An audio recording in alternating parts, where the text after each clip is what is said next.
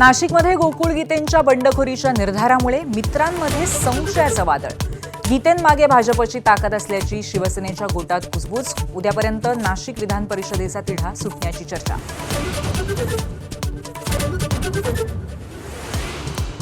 नेहरूंना मागे टाकत पंतप्रधान नरेंद्र मोदी ऐतिहासिक विक्रमाच्या उंबरठ्यावर. विक्रमाची बरोबरी होऊ शकेल, नेहरूंच्या कामाची नाही, काँग्रेसची दुसरी टीका. तर मोदींनी कुटुंबासाठी नाही देशासाठी आयुष्य समर्पित केलं, भाजपचा पलटवार.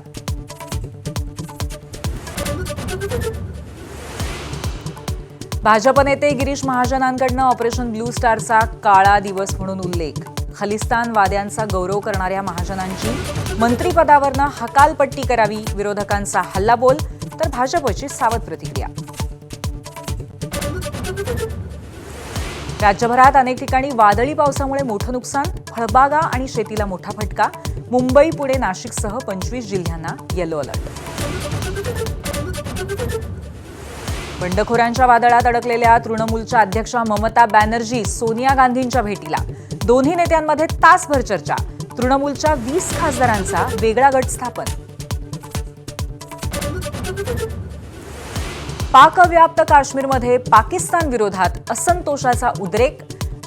पीओकेच्या 10 जिल्ह्यात आंदोलनाचा वणवा. अनेक आंदोलकांचा मृत्यू. 7 दिवसांपासून इंटरनेट ठप्प.